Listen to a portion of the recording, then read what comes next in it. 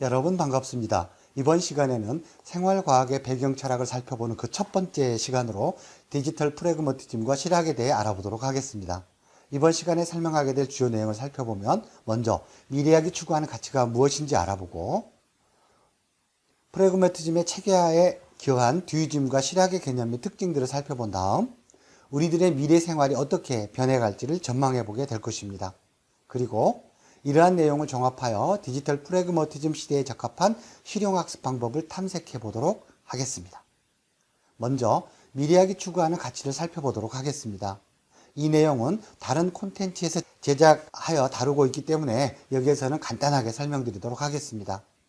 미래학은 인류의 생존에 위협이 될 것으로 판단되는 상황이 발생하였을 경우 작동되는 학문입니다. 왜냐하면 내버려 두어도 알아서 잘 될 것으로 보이는 사안에 대해서는 노코멘트합니다. 관여하지 않아도 잘 굴러갈 것이기 때문입니다. 그렇다면 인류의 생존을 위협하는 것들에는 어떤 것들이 있을까요? 크게 보면 평화 유지와 지구 환경의 보호로 구분한답니다. 그런데 평화 유지의 경우 인류 생존의 필요 조건일지는 몰라도 충분 조건이 되지는 못합니다. 그러므로 평화를 유지하기 위해서는 서로 다투지 않아야 합니다. 다투다 보면 홧김에 핵 버튼을 눌러버릴 수 있기 때문입니다. 그럼 다투지만 않는다면 인류는 안정적으로 지구상에 생존할 수 있을까요? 아닙니다. 현재 지구상에는 지구 생태계가 감당하기 버거울 만큼 많은 인류가 살고 있답니다. 우리가 아무리 지구 환경을 보호하기 위해 노력한다 하더라도 80억을 향해 달려가는 인류의 수는 많아도 너무 많기 때문이죠. 20여 년 전에 미래학자들이 개략적으로 추산해 본 결과 지구 생태계가 건강하게 유지될 수 있는 최적의 인구수는 7억에서 9억 정도인 것으로 분석되었습니다. 그런데 지금의 지구에는 적정 인구의 약 10배가 넘는 사람들이 지구 환경을 막 훼손하면서 살아가고 있죠. 이러한 연유로 유엔기구나 세계 미래회의에서는 피스와 이칼러지가 항상 거대 담론의 중심에 있으며 유네스코와 세계 교육 관련 기관들은 모든 나라의 교육에서 이 두 단어가 중요한 교육 요소로 반영될 것을 강조하고 있답니다. 그러므로 교사가 되고자 하는 여러분들은 이러한 키워드를 반드시 숙지한 상태에서 교육계획을 수립하여 실천할 마음의 준비를 해나갈 필요가 있다고 생각합니다. 미래학이 추구하는 가치에 이어 대한민국의 교육이 추구하는 가치를 화면에 소개하였습니다. 이 내용들 또한 앞 시간의 콘텐츠에서 다루었기 때문에 간단하게 설명드리고 지나가도록 하겠습니다. 우리나라의 교육이 추구하는 최상위 개념은 홍익인간입니다. 영어권에서는 이타심이라는 의미의 엘트루이즘이라는 단어를 사용합니다. 그런데 놀라운 것은 홍익인간이라는 네 글자 안에 앞서 설명드린 평화유지와 지구환경의 보호가 모두 함축되어 있다는 것입니다. 뿐만 아니라 5천년 전에 이 땅에서 형성된 홍익인간이 현재를 넘어 미래 인류에 나아갈 방향을 안내하고 있다고 생각하면 가슴이 설레기까지 합니다. 언젠가 제가 미래회의에 참석했을 때 미국의 한 교수가 저에게 한 말이 생각납니다. 50여 년 전의 대한민국은 참으로 힘들고 가난한 나라였습니다. 그럼에도 불구하고 100년 앞을 내다보는 지혜로 국가의 교육 이념에 엘트루이즘이라는 단어를 넣어 활용하였습니다. 이러한 연유로 저는 한국이야말로 미래와 희망이 있는 나라라고 생각합니다. 라고 말입니다. 여러분들은 어떻게 생각하십니까? 나머지 왼쪽에 인재상과 오른쪽의 핵심 역량에 대한 설명은 시간 관계상 생략하도록 하겠습니다. 인류와 대한민국이 추구하는 가치에 이어 생활과학 교육이 추구하는 가치에 대해 설명드리도록 하겠습니다. 생활과학 교육이 추구하는 첫 번째 가치는 스스로 살아가는 힘을 기르는 데 중점을 두고 있습니다. 동물의 세계를 보면 새들의 경우 스스로 하늘을 날 수 있고 먹이를 구할 수 있을 때까지만 어미들이 관여하죠. 그런데 인류의 경우는 사랑이라는 단어를 명분으로 자녀들을 가급적이면 좀 더 오랫동안 내 곁에 이렇게 두고 싶어 합니다. 그것이 자녀의 미래에는 썩 유익하지 않을 수도 있다는 사실을 알면서도 말입니다. 하지만 자주성과 독립심을 기른다고 해서 인생을 잘 살아가는 충분 조건이 마련되는 것만은 또 아닙니다. 우리는 끊임없이 많은 문제들에 부딪히고 해결하는 과정에서 살아있음을 확인합니다. 다만 내가 방금 전에 해결한 생활 문제가 미래의 나에게도 긍정적인 영향을 미치는 방향으로 해결되었는지 아니면 알면서도 모르는 채 회피하진 않았을까란 의문은 또 다른 문제인 것입니다. 따라서 살아가면서 부딪히는 생활 문제를 해결하는 능력이 스스로 살아가는 힘과 함께 조화를 이룰 수 있도록 학습활동을 전개하는 교육을 생활과학 교육은 추구하고 있습니다. 그럼 이번에는 듀이즘에 대해 알아보는 시간을 갖도록 하겠습니다. My Pedagogical Creed에는 듀이의 교육관이 잘 드러나 있습니다. 여기에서 듀이는 교육을 문명사회의 영향을 긍정적으로 제도적으로 발전시킨 것이라 정의하고 있는데요. 그러므로 교육은 학생들이 미래 지향적인 삶을 능동적으로 준비할 수 있도록 그들에게 자기주도적인 학습권을 부여할 필요가 있다라고 주장하고도 있습니다. 아울러 교육은 실생활을 바탕으로 다양한 경험을 할 수 있도록 설계되고 운영될 필요가 있으며 교육과 학교는 가정생활의 연장선상에 있어야 한다라고 하였습니다. 또한 교사는 지식의 제공자에서 학생이 선택한 학습활동의 안내자로 역할이 변경될 필요가 있다고 하였으며 학생들이 학교에서 경험하는 교육의 내용은 실생활을 전제로 되어야 한다고 하였는데 바로 이 지점이 생활과학 교육과 프래그머티즘이 연결되는 부분이라 할 수가 있겠습니다. 또한 지식의 습득보다 체험이나 실습이 우선되는 교수 방법이 개발되어 활용될 필요가 있으며 창의적인 아이디어는 정적인 사색보다 동적인 경험과 체험활동 과정에서 나온다고 주장하였습니다. 그리고 마지막으로 하나만 더 소개한다면 사회는 교사들에게 적절한 권한과 자율성을 부여할 필요가 있다고 하였습니다. 이상과 같이 듀이가 가지고 있던 교육에 대한 신념들은 100여 년이 지난 지금은 우리 교육 현실에도 대부분이 시급하게 개선될 필요가 있어 보입니다. 어쩌면 듀이 또한 미래를 내다보는 선각자나 미래학자가 아니었을까 하는 생각을 해봅니다. 앞에서는 My Pedagogical Creed에 나타난 듀이의 교육관을 10가지로 압축해 보았습니다. 그렇다면 이 10가지는 생활과학 교육과 어떤 관련성이 있는지 한번 알아보도록 하겠습니다. 듀이 하면 여러분들의 머리에는 어떤 단어가 떠오르십니까? 어쩌면 경험, 체험, 실습, 실생활, 학습권 등과 같은 단어가 아닐까 싶습니다. 이것을 좀 더 전문적인 용어로 정리해보면 실용주의, 도구주의, 진보주의라는 단어로 표현할 수가 있겠습니다. 여기에서 실용주의란 생활 속에서의 행동과 실천을 중요하게 여기는 경험의 철학점으로 정의해 볼 수가 있겠습니다. 스스로 살아가는 힘을 길러주는 교과, 자신 앞에 펼쳐진 생활 문제를 스스로 해결해낼 수 있는 힘을 길러주는 교과인 생활과학 교육이 듀이즘을 구현할 수 있는 최적의 교과라는 점이 바로 여기에 있다고 할 수가 있겠습니다. 듀이는 도구주의와 관련된 재미난 표현을 한 적이 있습니다. 여러분들은 나는 생각한다, 고로 나는 존재한다란 데카르트의 말을 들어본 적이 있을 겁니다. 그런데 듀이는 이 말을 바꿔서 나는 행동한다, 고로 나는 존재한다로 표현하였습니다. 듀이즘이 아주 잘 드러나는 표현이 아닌가 하는 생각을 해봅니다. 이것을 도구주의적 관점에서 풀어 설명해보면 사람의 생각이나 지성과 지식들은 단지 미래의 행동을 위한 도구로서 환경과 조화를 이룰 때 비로소 진리가 될 수 있다고 할 수 있겠습니다. 이번에는 듀이즘과 관련된 진보주의와 실용주의에 대해 정리해 보도록 하겠습니다. 진보주의는 전통적인 정치, 경제, 사회 체제에 대한 문제점을 지적하고 이를 혁신적으로 바꿔나가야 한다고 생각하는 사람들을 일컫는 말입니다. 그리고 실용주의는 이러한 진보주의적 생각이나 경험론, 공리주의, 그리고 진화론이 실생활과 연결되었을 때 비로소 그 가치가 발휘될 수 있다는 점에서 생활과학과의 연계성을 찾아볼 수가 있겠습니다. 따라서 실용주의가 추구하는 교육적 가치는 전인적인 인간의 육성에 있다고 정리해 볼 수 있겠습니다.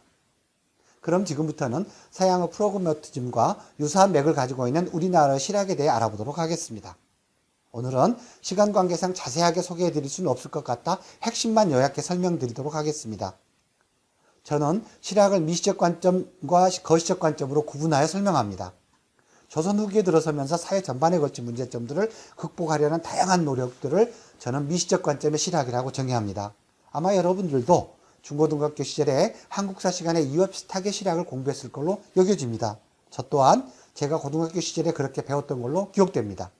그렇다면 거시적 관점의 실학은 미시적 관점의 실학과 어떻게 다를까요?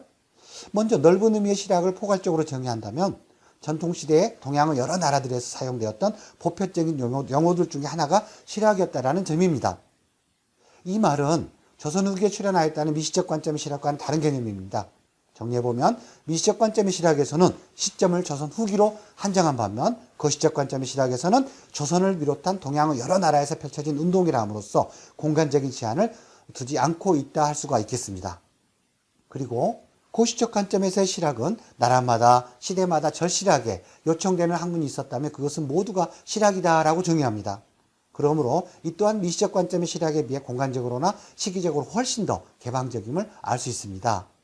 방금 소개해드린 넓은 의미의 실학에 대한 개념들을 종합하여 다시 정의해보면 시대마다 사회 전반에 걸친 문제점들을 극복하려는 노력이 있었다면 이것은 모두가 실학이다라 할 수 있겠습니다.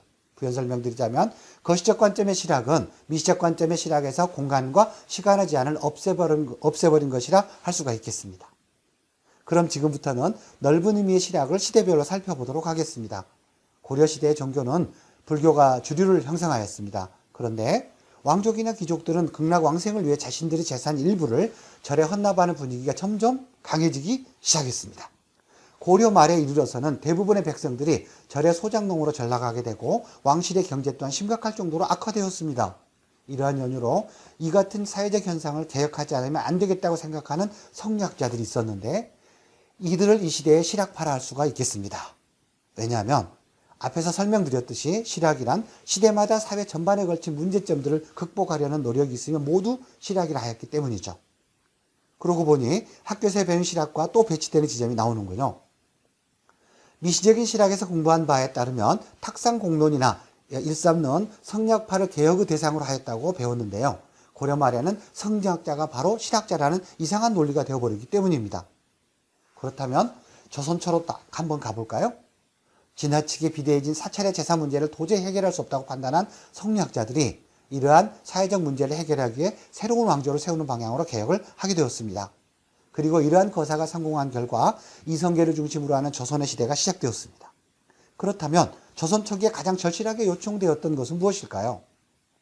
그것은 고려 말의 사찰 재산을 백성들에게 다시 돌려주고 이러한 일이 되지 않게 하는 것이었습니다. 그러므로 이러한 나라의 기틀을 마련하기 위하여 한자에 능통한 인재를 선발하여 중국으로 유학을 보냈다고 합니다. 유학을 마치고 돌아온 선비들은 창업의 기틀을 다지기 위해 문물 제도를 정비하고 외교를 형성하는 데 실질적인 역할을 수행하게 되었는데 이들을 불러서 사장지학파라고 하였다고 합니다. 그래서 조선 초의 실학파는 곧 사장지학파라 할 수 있겠죠. 그런데 얼마 지나지 않아 새로운 문제가 발생합니다. 어느 정도 조선의 기틀이 잡히고 나니 사장지학파들이 해야 할 일은 많이 줄어들게 되고 공은 하늘을 찌를 듯 하였다고 합니다. 그래서 이들은 풍치 좋은 곳에 정자를 짓고 그곳에 모여 자신들의 출중한 학문 실력을 음주가무와 함께 시조 짓는 데 사용하게 되었습니다. 이러한 모습을 바라보고 있던 다른 성리학자들은 사장지학을 실학의 반대인 허학으로 간주하고 이들을 혁파해야 한다는 경학파가 등장하게 됩니다. 이때가 바로 조선 중기에 해당되는데요. 이들은 경전의 원전을 중시하는 원칙주의를 강조하는 도학 또는 의리지학이라 불리기도 하였다 합니다. 그러므로 이 시기에는 사장지학파의 비실용성을 개혁의 대상으로 보았기 때문에 조선 중기의 실학은 다름 아닌 경학 또는 의리지학파라 할 수 있겠습니다. 그런데 이렇게 등장한 의리지학파들은 쇠퇴해가는 명나라와의 신의를 지키기 위해 비현실적인 외교를 펼치다가 결국 새롭게 등장하는 청나라에게 남한선생에서의 치욕적인 상황을 맞이하게 됩니다.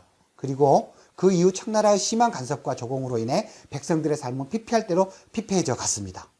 결국 의리지학파의 비현실적인 외교로 인해 맞이한 상황이라고 여긴 성리학자들이 조선 후기에 등장하기 시작하였는데 이들을 가리켜 미시적 관점의 실학파라고 부른답니다. 실학파하면 누구나 친숙한 말들이 하나쯤은 생각날 것입니다. 농업을 중시하여 백성들을 배고프지 않게 해야 한다는 중농학파도 있고 학문이 나라와 백성의 실익을 증진시키는 방향으로 사용될 수 있어야 한다고 주장하는 경세치용학파란 말도 있습니다.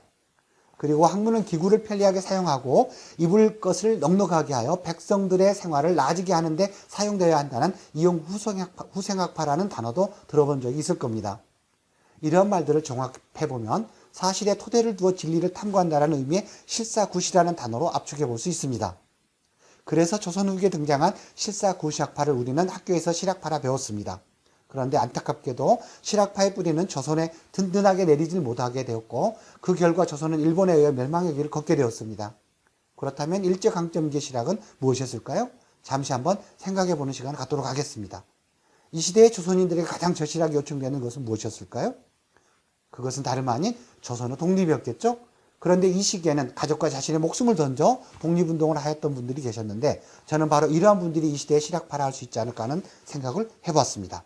이들은 어쩌다 조선이 일본에게 나라를 빼앗기게 되었는가를 알아보기에 탐구하던 중 그 시대에 가장 가까웠던 조선 후기의 역사 속에서 펼쳐진 개혁운동을 찾아보게 되었고 그 결과 조선 후기의 실사구시학파를 재조명하기 시작하였습니다. 그런데 실사구시학파들의 개혁운동과 관련된 자료들의 대부분은 한자로 표기되어 있었습니다. 이 당시에는 몸소 독립운동에 참여하는 사람들도 있었지만 학자들도 있었죠. 학자들은 조선 후기의 실학운동 속에서 독립의 지혜를 얻기 위해 노력하였을 것입니다. 그리고 그들의 생각은 시대 흐름에 맞춰 한글과 혼용되어 쓰였을 것으로 추정됩니다. 그리고 또다시 시간이 흘러 우리 민족은 해방을 맞이하고 한국전쟁을 거치면서 한반도로 초토화되어 세계에서 둘째가라면 서러울 정도의 가난한 나라가 되어버렸습니다. 이러한 정황으로 볼 때 이 시대에는 가난을 극복하기 위해 노력하였던 사람들 모두가 실학파였습니다. 정리해보면 산업 현장에서 구슬땀을 흘리면서 열심히 일해온 여러분들의 할아버지 할머니 모두가 실학자였던 것입니다. 그 결과 대한민국은 현재 세계에서 10위 안에 드는 부자 나라가 될 수 있었습니다. 이것이 바로 말보다 실천의 힘이라 하는데 이러한 실천의 근원에는 강력한 마음 에너지가 자리 잡고 있었지 않았을까 하는 생각을 해봅니다. 한 가지 아쉬운 점은 일제강점기에 한글과 혼용해서 정리되었던 조선 후기의 실사구시 관련 자료들이 한국전쟁 이후 경제재건이라는 최우선 과제에 밀려 보완되지 않은 채 그대로 사용되다 보니 우리는 실학이라는 개념을 조선 후기에 태동한 과거의 학파 정도로 여기게 되진 않았을까 하는 생각을 해봅니다. 그렇다면 이 시대의 실학은 무엇일까요? 현 시점에서 여러분들의 인생 실학은 무엇일까요? 한번 곰곰이 생각해 보기 바랍니다. 아울러 실학은 과거에 있었던 것으로 끝나는 것이 아니라 현재에도 미래에도 현실과 함께 살아 움직이는 철학이라는 점에서 생활과학과 밀접하게 연결되어 있다는 점을 반드시 기억해 주기 바랍니다. 이번에는 앞에서 확장된 실학의 개념을 바탕으로 미래의 생활을 간략하게 들여다보는 시간을 갖도록 하겠습니다. 먼저 식생활을 살펴보면 지금까지 농업에 의존하였던 식품 재료들이 미래에는 각 가정에 설치되어 있는 음식 합성기, 다른 말로는 3D 푸드 프린터를 이용하여 얻을 수 있게 될 것으로 보입니다. 이와 같은 기술의 발달은 내가 먹고 싶은 음식의 맛과 모양 그리고 향을 조절하여 새로운 음식을 창조할 수도 있고 우리 조상들이 먹고 지냈던 추억의 음식을 재현하여 과거 음식 문화로의 여행을 할 수도 있게 해줄 것이라 합니다. 여러분들의 이해를 돕기 위해 이 기술을 비유적으로 설명해 보도록 하겠습니다. 화학 시간에 배웠던 원소 주기율표에 소개된 주요 원소가 포함되어 있는 물질들이 오늘날의 수도나 가스관 방식으로 공급되고 각 가정에서는 나노 테크놀로지 기술들을 적용하여 이러한 물질들을 식품이나 에너지 등으로 변환시켜 사용하게 됨으로써 자원과 물질의 소비와 재생이 완벽하게 이루어지게 됨에 따라 쓰레기 배출이나 환경 오염을 걱정할 필요가 없는 식생활이 펼쳐지게 될 것이라는 의미이기도 합니다. 이번에는 생활의 과거, 현재, 미래에 대해 알아보도록 하겠습니다. 과거에는 섬유기술이 지금보다 못하였기 때문에 신축성이 있으면서도 땀의 배출이 잘 이루어지는 기능성 의복이 거의 없었습니다. 그리고 빠른 건조와 구김이 덜 생기는 옷이 없어 다림질을 해야 입을 수 있는 옷들이 대부분이었습니다. 뿐만 아니라 겨울에는 속옷도 아쉬워 내복을 껴입기도 하고 그 위에 또 일상복을 입고도 모자라 두툼한 외투까지 걸쳐 입어야만 했습니다. 그리고는 조금씩 온도가 올라가면 옷을 하나씩 벗고 나였죠. 한마디로 계절과 용도에 따라 옷의 경계가 분명하였던 시절이었습니다. 그래서인지 열대지방에 비해 사계절이 뚜렷한 온대지방에 사는 사람들의 옷 문화는 더욱더 복잡하고 다양할 수밖에 없었다고 합니다. 그럼 이번에는 오늘날의 옷에 대해 한번 살펴보도록 하겠습니다. 이 사진은 2015년도의 사진입니다. 겉옷 같은 속옷, 속옷 같은 겉옷 패션이라고 합니다. 속옷과 겉옷의 경계가 모여지는 현상을 연상케 하는 광고 의미에 틀림없습니다. 그리고 이번 사진은 얼마 전에 유튜브 동영상에 올라왔던 옷입니다. 일명 신세경의 안다르 패션이라고 부르더군요. 요가 전문 의류 브랜드인 안다르에서는 신축성과 통기성은 물론 에어쿨링 기능이 뛰어난 레깅스를 출시하여 요가복과 외출복의 경계를 무너뜨리고 있습니다. 우리말로 굳이 표현하자면 기능성 쫄바지쯤으로 부를 수도 있겠죠. 서양인들이 사용하는 표현을 빌리자면 스키니지라 할 수도 있겠네요.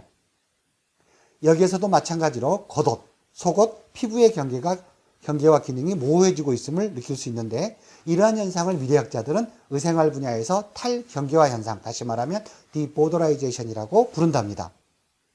그렇다면 미래의 의생활은 어떻게 변할까요?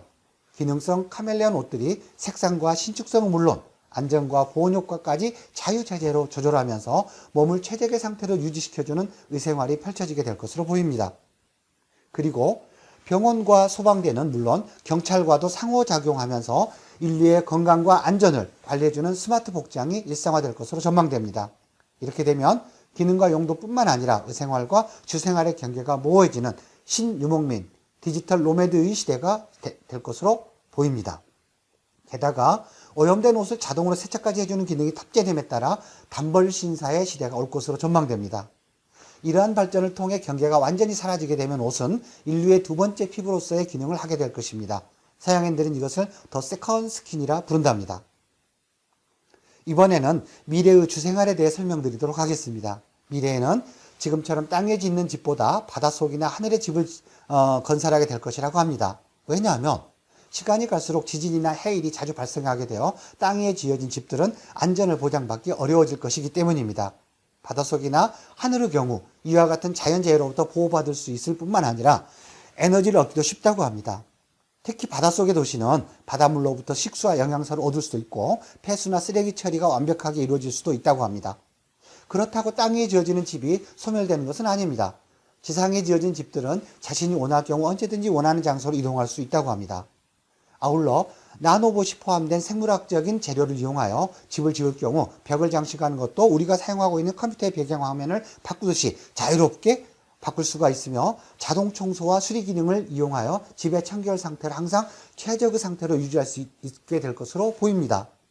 그리고 처음에 설계한 방향의 창문의 위치가 마음에 들지 않을 경우 언제든지 그 방향을 바꿀 수도 있으며 현재의 집 위치에 실증을 느꼈거나 마음에 들지 않을 경우 나노봇을 이용하여 현재의 집을 완전 해체하고 집터 환경을 복원시킨 다음 원하는 다른 장소에 동일한 방법으로 새로운 집을 지을 수도 있게 될 것이라고 합니다. 그렇다면 과학기술 문명이 발전해 나가는 방향은 어디일까요? 미래학자들은 인류를 노동으로부터 해방시켜주는 방향으로 과학기술 문명이 발달해 나가게 될 것이라고 합니다. 예를 들어 볼까요? 인공지능 세탁기와 밥솥과 같은 전자기기들은 사람들을 가사노동으로부터 해방시켜주고 있습니다. 최근에는 인공지능 청소 로봇과 옷을 관리해주는 스타일러까지 등장하여 인류에게 더 많은 삶의 여유와 시간을 만들어주고 있죠. 앞으로는 재택근무가 일반화되면서 출퇴근 시간까지도 전략할 수 있게 된다고 합니다. 다음으로는 하기 싫은 일을 하지 않아도 살아가는데 아무런 지장이 없는 세상을 만들어가는 방향으로 과학기술 문명은 발전하게 될 것입니다. 인공지능과 로봇은 사람들이 꺼려하는 대부분의 3D 업종을 대신할 뿐만 아니라 지루할 정도로 반복되는 일들을 아무런 불평 없이 해내게 될 것입니다. 그러면서도 전기 에너지만 안정적으로 제공된다면 1년 365일을 밤낮 가리지 않고 24시간 내내 일하게 될 것입니다. 또한 사람들에게는 월요병과 금요병이 있지만 로봇들에게는 그러한 것도 없으며 사람들에게는 퇴직금과 의료보험도 적립해주고 사무실과 책상 그리고 컴퓨터와 같은 사무기기를 제공해 줘야 하는데 로봇들은 이것도 필요가 없다고 합니다. 한마디로 정리하면 생산과 일의 효율성이 인간의 약 100배 정도까지 발휘하게 될 것이라고 합니다. 우리나라의 노동인구를 약 3,500만 명이라 가정할 경우 약 35만 대의 똘똘한 로봇들을 적재적소에 배치한다면 사람들은 굳이 생활비를 벌기 위해 일할 필요가 없게 될 것입니다. 다만 로봇의 생산성과 효율성으로 발생된 고부가가치를 얼마나 투명하고 합리적으로 나눠 쓰느냐가 미래에는 주요 관심사가 될 것으로 보입니다. 만일 이러한 사회가 현실로 다가온다면 우리는 일하는 시간보다 여가 시간이 상대적으로 많아지게 될 것입니다. 이 같은 과학기술 문명의 발전은 사람들이 여가 시간을 더욱더 보람되고 알차게 보낼 수 있도록 지원해주는 교육 프로그램을 획기적으로 변화시켜 나가게 될 것으로 보입니다. 당연히 청소년들을 대상으로 실시되고 있는 진로교육의 패러다임도 개미처럼 성실하게 일하는 것보다 얼마만큼 즐겁고 보람되고 자신만의 시간을 잘 활용할 수 있고 잘 놀 수 있는가 쪽으로 변화하게 될 것으로 전망됩니다. 배짱에 해당되겠죠? 이번 시간에는 프래그머티즘과 실학에 대해 알아보았습니다. 우리말로 실용주의라 불리는 프래그머티즘은 실세계를 전제로 하는 개념입니다.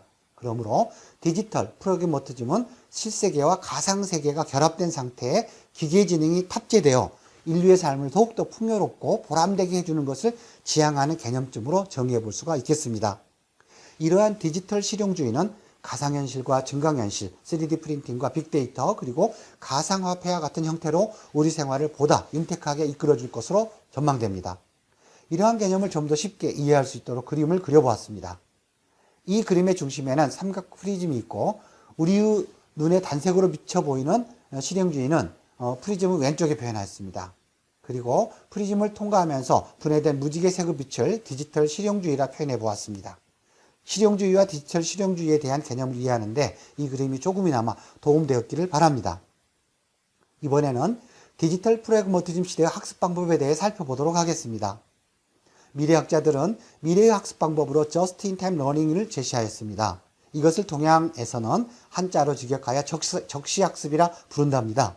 부연 설명드리자면 산업시대였던 과거에는 언젠가 한 번은 쓸모가 있을 것으로 판단하여 어렵고 힘들게 암기하는 학습을 하였지만 오늘날의 정보화 시대에는 인공지능이 대신 기억해주기 때문에 더 이상 기억을 할 필요가 없어진 지식들은 머릿속에서 제거해버리고 미래의 디지털 프로그래머티즘 시대에는 그때그때 필요하다고 판단되는 지식이나 경험을 Just in Time Learning이라는 적시학습으로 재습득하여 활용하게 될 것이라는 논리입니다. 그렇다면 적시학습이 왜 디지털 프래그머티즘 시대의 학습 방법인가에 대해 설명드리도록 하겠습니다.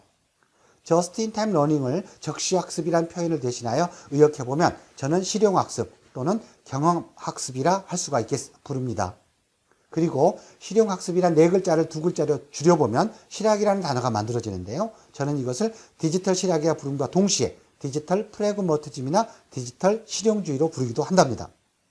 지금까지 실용주의 시대에는 경험학습이나 실용학습이 대세였다면 앞으로 펼쳐지게 될 미래에는 적시학습이 대세가 될 것이라는 개념의 이해를 돕기에 이번에도 그림을 한번 그려보았으니 참고하시기 바랍니다. 이번에는 미래 인재에게 요구되는 지능에 대해 설명드리도록 하겠습니다. 대략 1980년대까지는 인지중심의 지능에 해당되는 IQ가 대세였다면 그로부터 2000년에 이르기까지는 감성중심의 지능이라 불렸던 EQ가 관심의 대상이었습니다. 그렇다면 미래의 디지털 실용주의 시대에는 어떤 지능이 요구가 될까요? 저는 그것을 공통다중지능이라 제안해 봅니다. 여러분들이 이미 잘 알고 있는 멀티플 인텔리전스라는 다중지능은 가드너 박사가 제안한 8가지 지능을 말합니다. 제가 지난 수년간 다중지능과 관련된 조사와 분석을 통해 이 8가지 중에서도 상대적으로 중요한 3개의 지능을 선정한 다음 공통다중지능이라 이름을 한번 붙여보았습니다. 그 3가지는 다름 아닌 intrapersonal, 그 다음에 verbal linguistic, interpersonal이라는 지능입니다. 이 3가지를 한 문장으로 표현하면 나와 너를 알고 기본적인 언어 능력을 가지고 있으면 만사가 형통한다라 할 수 있는데 이것을 한 단어로 표현하면 저는 소통이라 감히 말할 수 있겠습니다. 그런데 가드너 박사에 따르면 사회 각계각층에서 종교지능, 다문화지능 등과 같은 다양한 지능들을 추가하면 어떻겠느냐라는 제안이 들어온다고 합니다. 그러면서 만일 9번째 지능 하나를 추가하라고 한다면 그것은 주저없이 더 티칭 pedagogical intelligence가 될 것입니다 라고 말하였는데요. 이것은 우리말로 교수지능이라 할 수가 있겠습니다. 부연 설명드리자면 같은 개념을 설명하더라도 상대방의 눈높이에 맞춰 쉽고 재미있게 설명할 수 있는 능력쯤으로 교수지능을 풀어 설명할 수 있겠습니다. 어쩌면 미래 인재의 경쟁력은 교사에게 있다고 해도 과언이 아닐 것으로 보입니다. 이 강의를 듣고 있는 바로 여러분들이 미래 인재입니다. 다소 힘들고 어려움이 따르더라도 교수지능을 키운다는 긍지와 자부심을 가지고 대학 생활을 보다 적극적이고 즐겁게 꾸려 나가시기를 바랍니다. 수고하셨습니다.